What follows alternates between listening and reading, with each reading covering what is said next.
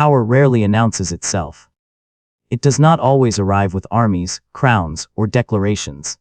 Sometimes, it enters quietly through trust, through habit, through the simple act of making a city function better than it ever has before. Florence once believed it was free. It held elections. It debated laws. It called itself a republic.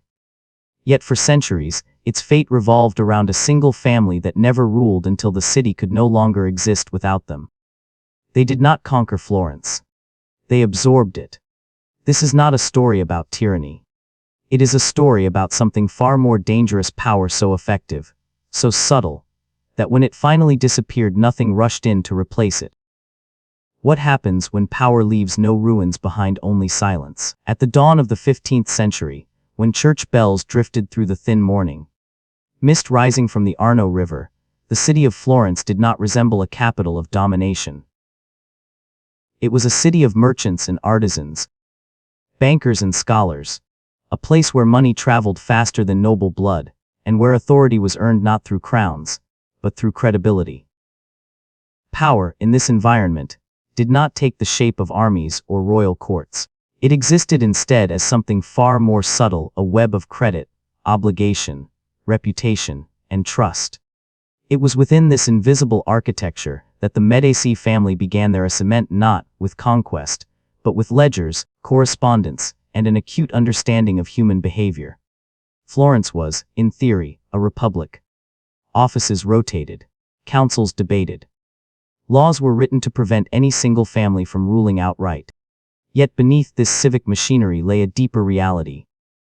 The city functioned on informal arrangements, unspoken agreements, and financial dependencies. Whoever controlled credit controlled survival. Banks were not merely institutions of finance. They were engines of political gravity. The Medici recognized this earlier and more clearly than most. Rather than challenge the system openly, they entered it quietly, embedding themselves so deeply that removal became unthinkable. Their rise was not driven by spectacle or force, but by accumulation of reliability, of confidence, of patience. Loans were repaid on time. Promises were honored. Relationships were cultivated over decades, not exploited for immediate gain. In a society where a single rumor could destroy a household, consistency became the most valuable currency of all. From that consistency, influence emerged, not announced, not declared, but slowly accepted as fact.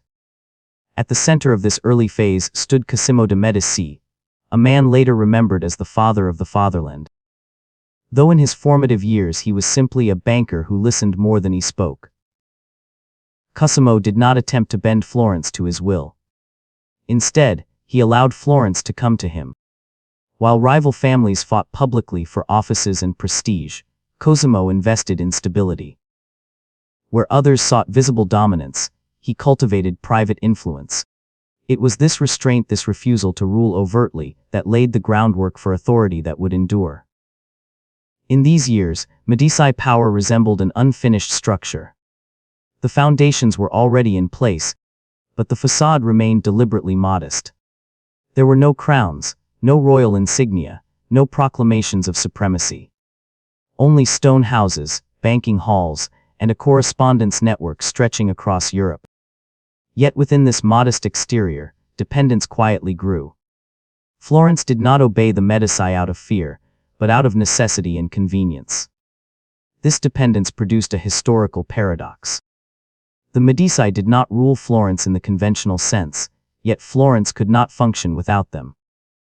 In moments of crisis, financial collapse, political deadlock, foreign pressure, their names surfaced in council chambers not as a command, but as a solution. And once power is no longer questioned, once it becomes assumed rather than asserted, it completes its most important transformation. It ceases to be influence and becomes inevitability. By the middle decades of the 15th century, Florence still called itself a republic, and on paper, nothing fundamental had changed. Magistracies rotated, councils convened, votes were cast. The language of civic freedom remained intact. Yet the city was no longer governed by its laws alone. It was guided almost gently by a family that held no crown, commanded no standing army, and claimed no official sovereignty. The Medici had learned that in Florence, power did not need a title. It needed acceptance. The transformation was subtle. There was no moment when the city awakened to discover it had been taken over. Instead, authority shifted through habit. Decisions increasingly passed through informal channels before reaching formal ones. Alliances were discussed in private homes before they were debated in public halls. By the time issues arrived before the councils, their outcomes often felt preordained not because of coercion, but because alternatives had already been quietly neutralized. In this environment, the Medici did not rule Florence. They calibrated it. At the heart of this calibration was Cosimo de' Medici, whose exile in 1433 revealed just how fragile and how resilient this form of power could be. When rival factions succeeded in forcing Cosimo out of the city, Florence briefly returned to the illusion of independence. The laws had worked, the system had defended itself. But within a year, the city's financial and diplomatic machinery began to seize. Credit tightened. Foreign partners hesitated. Political cohesion weakened. Florence discovered that removing the Medici did not restore balance, it exposed dependence. Cosimo's return was not celebrated as a victory, but accepted as a correction. From that moment forward, Medici authority entered a new phase. It became quieter, more disciplined, and more restrained. Public offices were still held by many families, but appointments increasingly favored those aligned with Medici interests. Opposition was not crushed, it was absorbed, redirected, or patiently exhausted. Power, when exercised invisibly, provokes less resistance. Florence remained free in form, but guided in practice. This was not accidental. The Medici understood the psychology of republican societies. Open domination would provoke rebellion. Visible tyranny would invite coalitions against them. Instead, they positioned themselves as indispensable mediators between rich and poor, between guilds and elites, between Florence and the outside world. In moments of tension, they did not impose solutions, they facilitated compromises. Over time, this role hardened into expectation. When stability was needed, Florence looked instinctively toward the Medici. Architecture reflected this philosophy. The Palazzo Medici Riccardi was not designed to overwhelm. Its exterior was deliberately restrained, almost austere, avoiding the grandeur that might suggest monarchy. Yet inside, its scale and order communicated something more enduring than spectacle permanence. The palace did not announce power. It normalized it. Visitors were not confronted with dominance, but with inevitability. By the late 1440s, Florence had entered a condition historians would later struggle to define. It was not a dictatorship. It was not a monarchy. It was a republic whose rhythms were synchronized with a single family. The Medici had achieved something rare in political history: authority without declaration, dominance without ceremony, control without visible chains. And as long as peace and prosperity endured, few questioned the arrangement. But power that depends on silence must constantly maintain that silence. The Medici knew that legitimacy borrowed from stability could vanish the moment stability failed. Their position, though strong, was never absolute. It required vigilance, patience, and an unbroken understanding of Florence's fragile balance. In mastering that balance, they ensured that power would not appear as force, but as common sense. Power that cannot announce itself must find other ways to be believed. In 15th century Florence, belief was not manufactured through decrees or force, but through culture, through stone, paint, learning, and ritual. The Medici understood that authority, if it was to endure without a throne, needed to be embedded in the everyday experience of the city. And so they turned to patronage, not as decoration, but as strategy. Florence was already a city attuned to beauty and skill. Artisans were respected. Architects were listened to. Humanists were invited into political conversation. By aligning themselves with this cultural fabric, the Medici did not impose a new order, they appeared to elevate an existing one. Workshops flourished under their protection. Commissions flowed steadily, not erratically. The message was subtle but unmistakable. Where the Medici stood, continuity followed. This was not generosity in the modern sense. Patronage functioned as a language of legitimacy. Every commission reinforced a bond. Every artist supported became a node in a wider network of loyalty.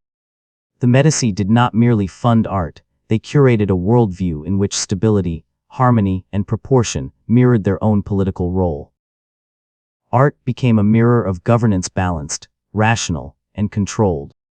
Nowhere was this clearer than in their relationship with architecture. The reconstruction of the Church of San Lorenzo, long associated with the family, transformed a religious space into a statement of order. Its geometry was calm, measured, and deliberate. There was no theatrical excess, no attempt to overwhelm the viewer. Instead, the building communicated confidence through restraint. It suggested a society at ease with itself, a society that did not need to shout its authority. At the center of Florence's architectural transformation stood Filippo Brunelleschi, whose innovations reshaped not only the skyline, but the intellectual climate of the city. His work, supported and protected by Medici patronage, embodied a new synthesis of mathematics, engineering, and classical ideals.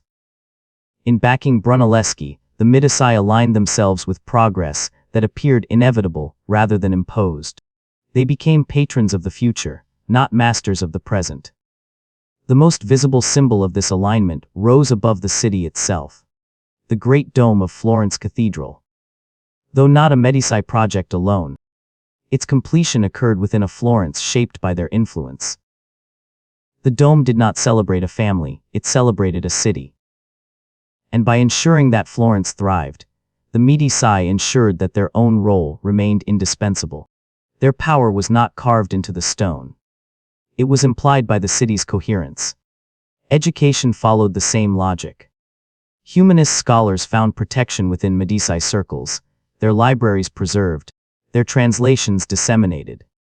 Classical texts returned to circulation not as relics, but as guides for governance and ethics. In supporting these scholars, the Medici positioned themselves as custodians of wisdom rather than rulers of men. Knowledge, like art, became an extension of political stability. Over time, Florence absorbed this arrangement so completely that it ceased to appear artificial. The Medici were not perceived as manipulators of culture, but as its natural stewards. Their presence faded into the background of civic life, even as their influence deepened. This was legitimacy achieved not by proclamation, but by saturation. When power is everywhere, it no longer needs to be seen. Yet this strategy carried a quiet risk. Authority grounded in cultural harmony depends on continued success. Patronage must keep flowing. Stability must be maintained. The moment harmony fractures, the structures that once legitimized power can begin to question it. For now, Florence remained aligned. But beneath the calm surfaces of stone and fresco, the balance required constant maintenance, and the Medici knew it. Power maintained through balance is always vulnerable to disruption. For decades, Florence had moved in careful rhythm with the Medici at its center. A city whose stability depended less on law than on expectation. But expectation, once broken, does not fracture quietly. It shatters. And in the spring of 1478, the silence that had long protected Medici authority was torn apart in public view. The event that exposed this fragility unfolded not in a council chamber, but beneath the vaulted ceilings of Florence Cathedral, during High Mass. On Easter Sunday, as the congregation gathered and ritual replaced politics, violence entered sacred space. The Pazzi conspiracy was not merely an assassination attempt, it was a declaration that Medici power could be challenged openly. Daggers replaced whispers. Blood replaced negotiation. The illusion of effortless control vanished in an instant. At the center of the attack stood Lorenzo de' Medici, heir to a form of authority that had never been formally defined, yet deeply entrenched. His brother Giuliano did not survive the assault. Lorenzo did. Wounded, shocked but alive, he was forced into a role, His family had long avoided visible leadership. In surviving, Lorenzo crossed an invisible boundary. Power that had once functioned best in silence now demanded response. Florence reacted not as a neutral republic, but as a city whose equilibrium had been violated. The conspirators were hunted down swiftly. Some were executed without trial, their bodies displayed as warnings. The speed and severity of the response revealed something Florence itself had not fully acknowledged. The Medici were no longer merely influential. They were central. An attack on them was interpreted as an attack on civic order. Yet the aftermath revealed deeper tensions.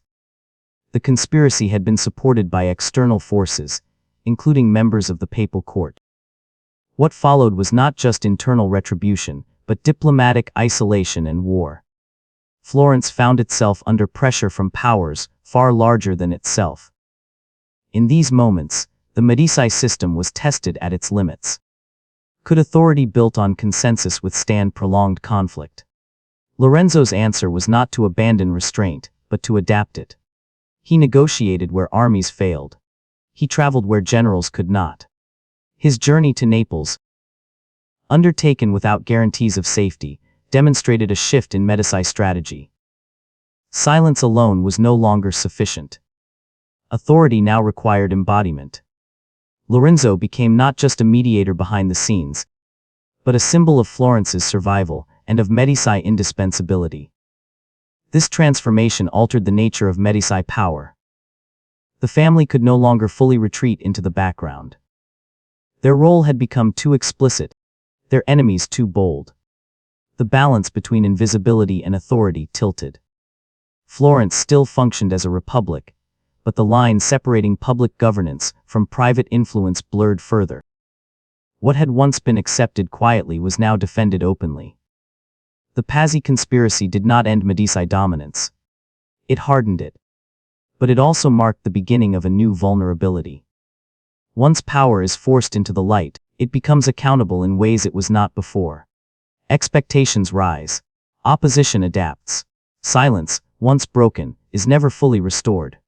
Florence entered a new phase, one in which Medici authority remained strong, but no longer unquestioned. The city had learned how much it depended on the family. It would also begin, slowly, to learn what that dependence cost. After violence shattered the illusion of effortless control, Medici power entered its most demanding phase.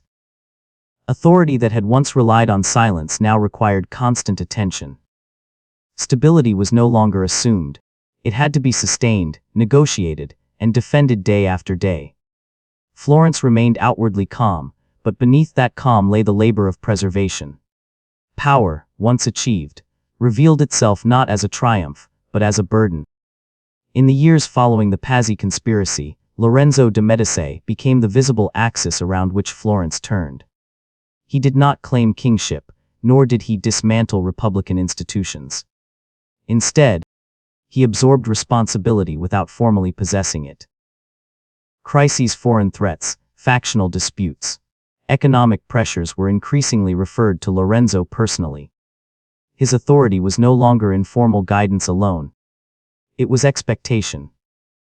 Florence looked to him not because the law required it, but because no alternative seemed capable of producing stability. Diplomacy became the primary instrument of survival. Florence was a small state surrounded by larger, more aggressive powers. Military confrontation would have been disastrous. Lorenzo understood that balance on the Italian peninsula depended not on dominance, but on equilibrium. He positioned Florence as a broker rather than a challenger, maintaining relationships with Milan, Naples, Venice, and Rome through a dense web of correspondence and personal negotiation. Power was exercised through presence, persuasion, and timing, rarely through force. This diplomatic posture reshaped Florence's identity.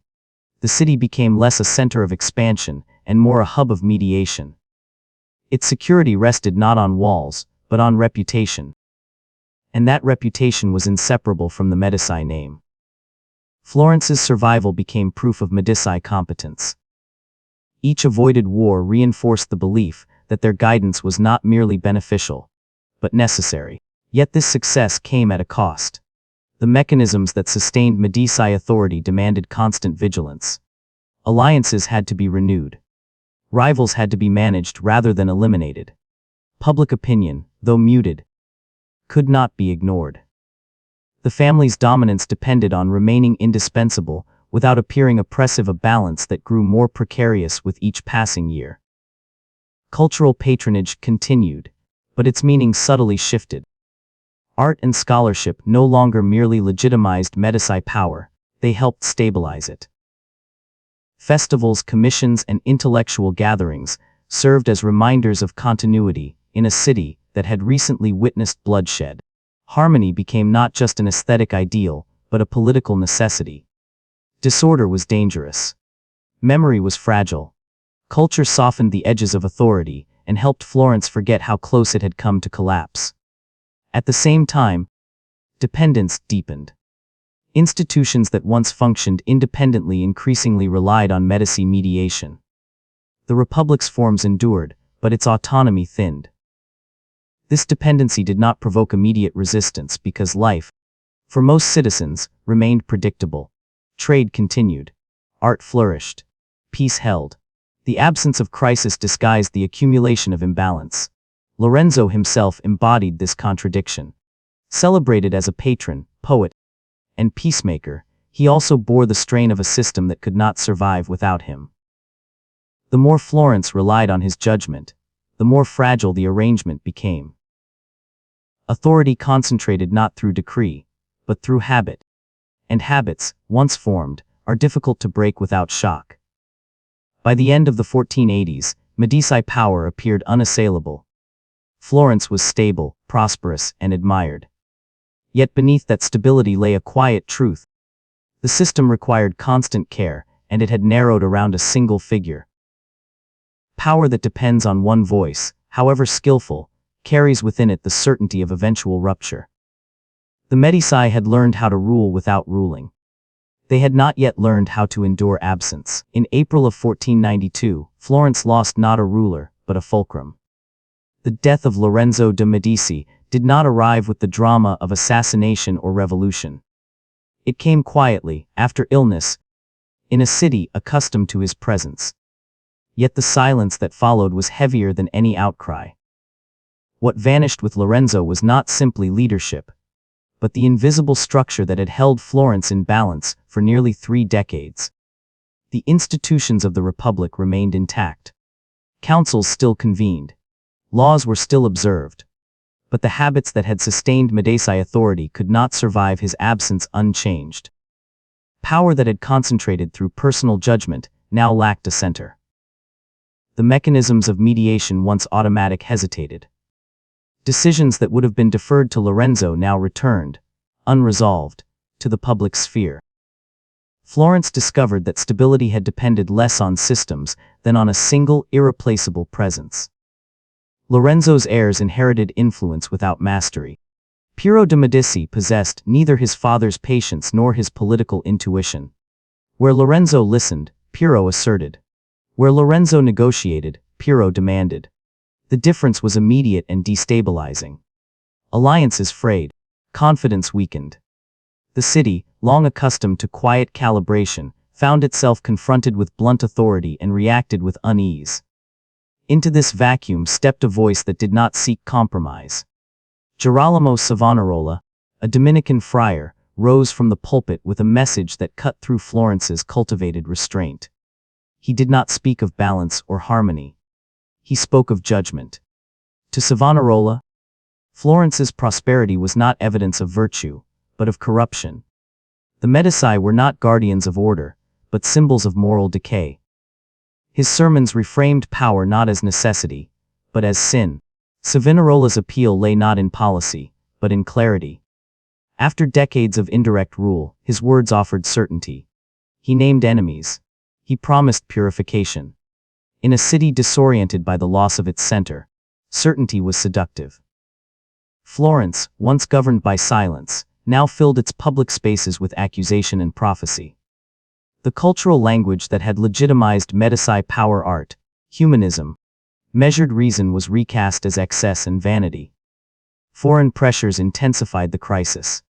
In 1494, French forces entered Italy, shattering the fragile equilibrium Lorenzo had so carefully maintained. Florence faced invasion, humiliation, and the exposure of its diplomatic weakness. Piero de' Medici capitulated disastrously, surrendering fortresses without resistance. The act was not merely a political failure. It was a symbolic collapse. The city expelled the Medici, not in fury, but in disillusionment. The exile marked a profound shift. For the first time in generations, Florence functioned without Medici mediation. Savonarola's influence filled the void, reshaping the republic around religious fervor rather than pragmatic balance. Bonfires replaced festivals. Moral rigor replaced cultural confidence. The city did not return to freedom as it had once known it. It swung instead from silence to severity. The Medici absence revealed the paradox at the heart of their power. They had governed best when unseen. Yet their removal exposed how thoroughly they had been embedded. Florence could not simply resume republican independence. The habits of dependence had altered its political instincts. Without the Medici, the city did not find equilibrium, it found extremity. Power, once withdrawn, does not leave behind neutrality. It leaves behind distortion. When the Medici departed Florence, they did not leave behind freedom in its pure form. They left behind a city unaccustomed to governing itself without mediation. For decades, decisions had been filtered, softened, delayed, or redirected by a family that rarely appeared to rule, yet always shaped outcomes. With that filter gone, Florence confronted its own voice louder, harsher, and less restrained than it remembered. The republic that emerged after 1494 was not a restoration of an older civic order, but an improvisation born of uncertainty. Councils multiplied. Laws were rewritten. Participation expanded. On the surface, Florence appeared more democratic than it had been in generations. Yet this expansion did not bring clarity. It brought noise.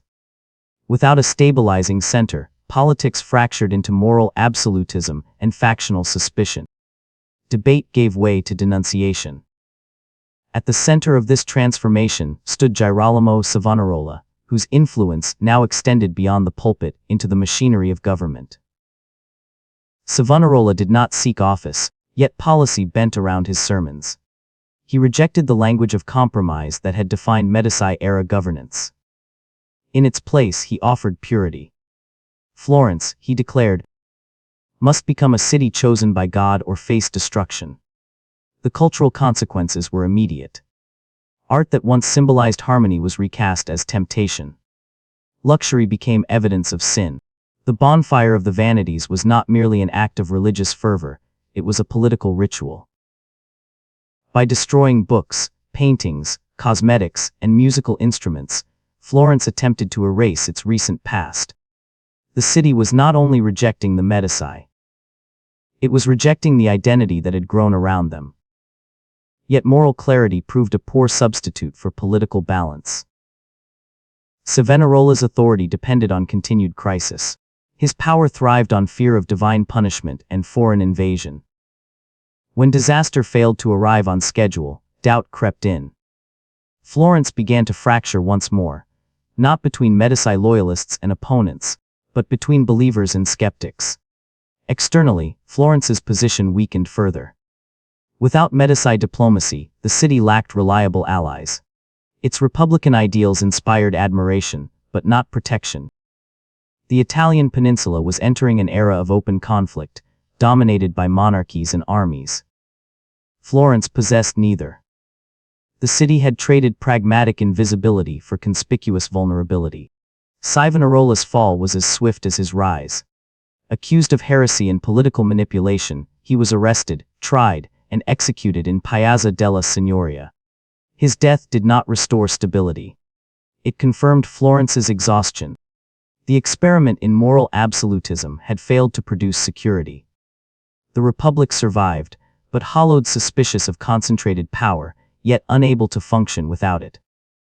In this vacuum, the Medici began to reappear not as saviors, but as an option.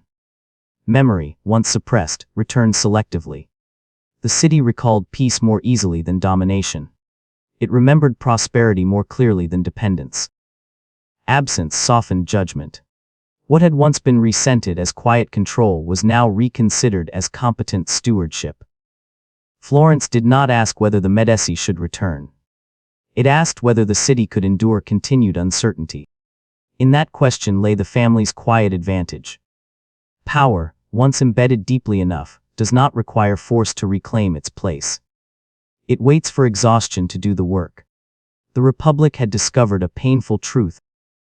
Freedom without structure can become another form of instability. And instability, sustained long enough, invites the return of authority, this time no longer silent. When the Medici returned to Florence, they did not arrive as they once had. There were no illusions left to protect, no need for invisibility, no patience for indirect rule. The city they re-entered was no longer the Florence of balance and quiet calibration.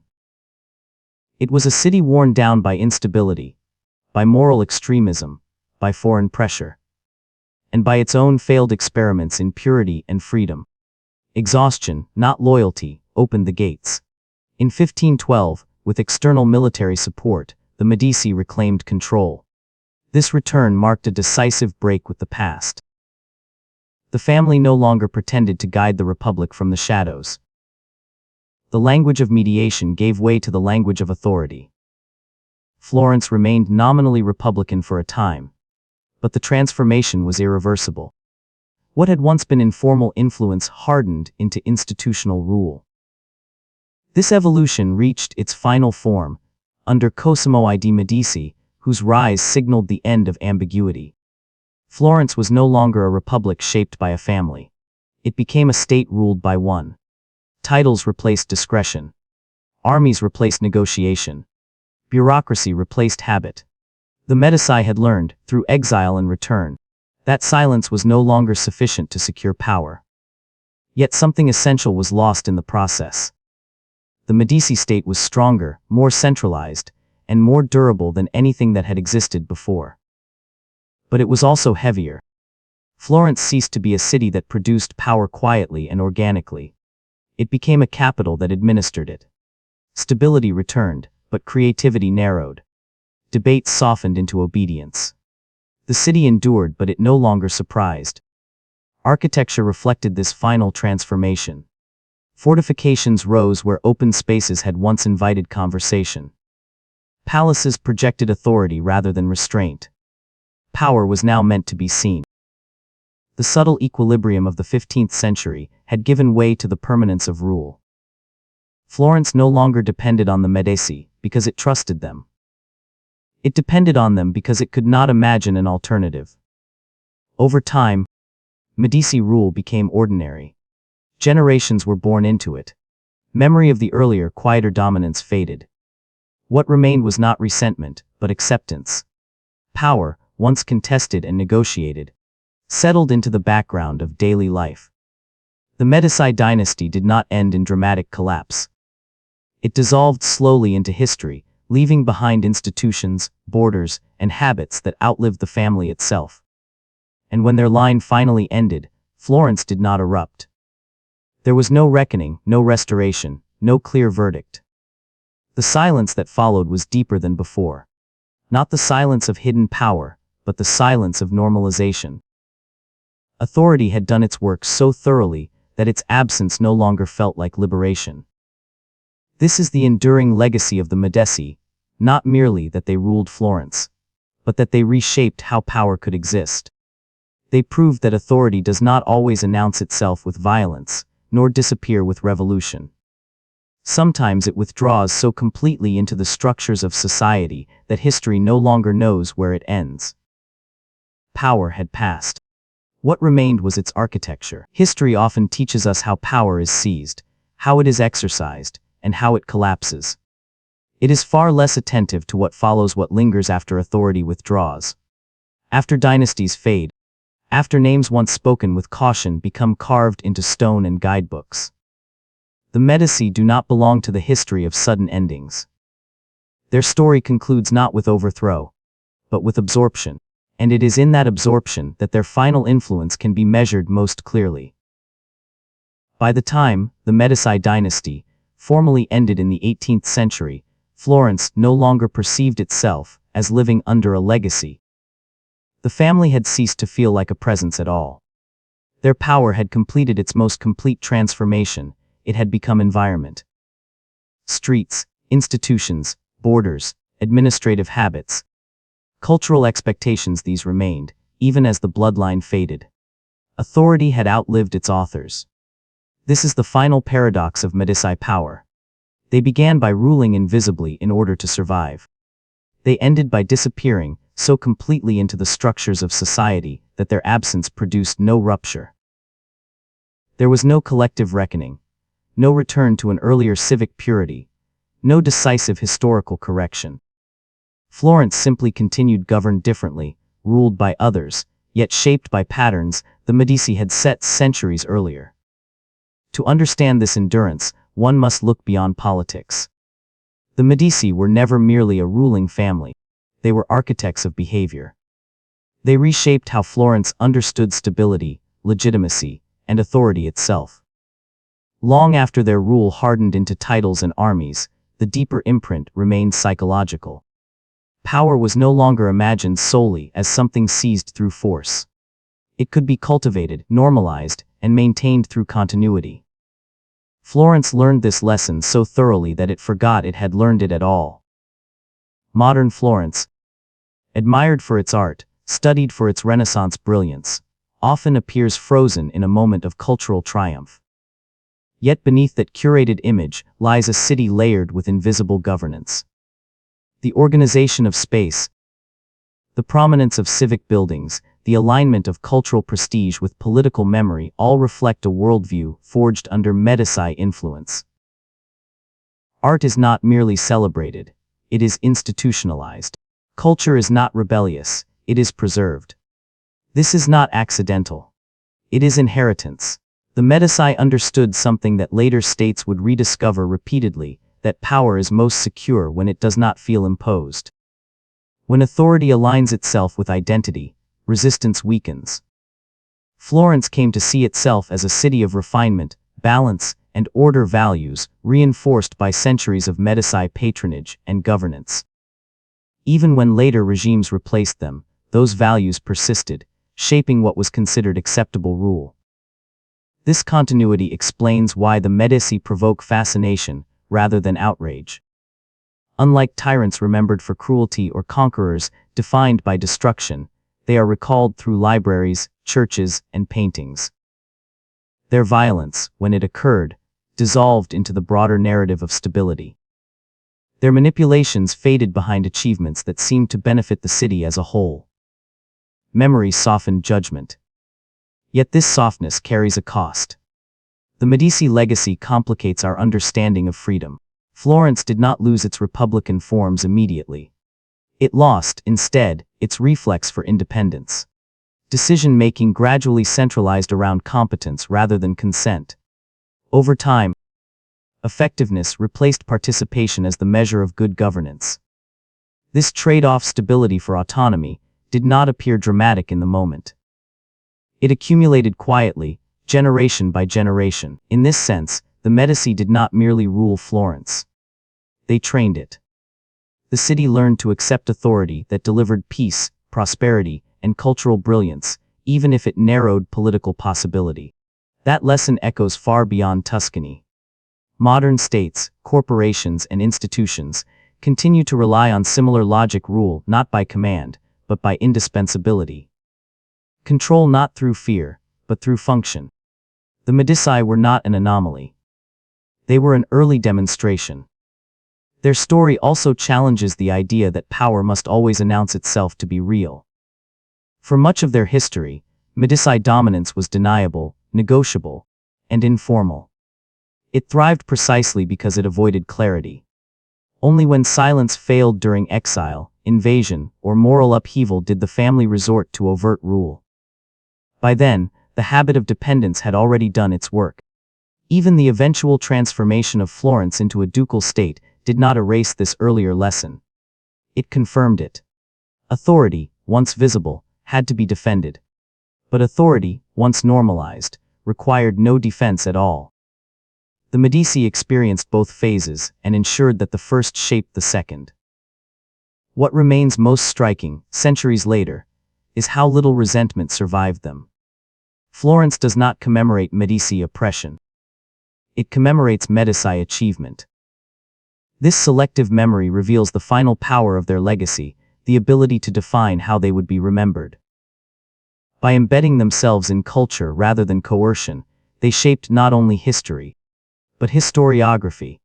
The Medici understood that monuments outlast arguments, that libraries survive revolutions, that art, once integrated into identity, becomes untouchable. Through these means, they secured a posthumous authority that many conquerors never achieve. And yet, silence follows them still. Not the silence of fear, nor the silence of secrecy, but the silence of familiarity. Power so deeply woven into the fabric of a place that it no longer draws attention.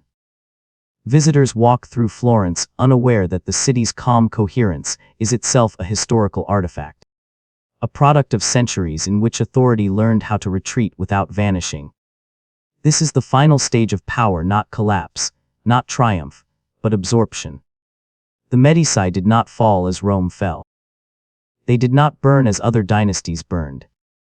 They ended as systems often hope to end quietly, without reversal, leaving behind structures that make alternatives difficult to imagine.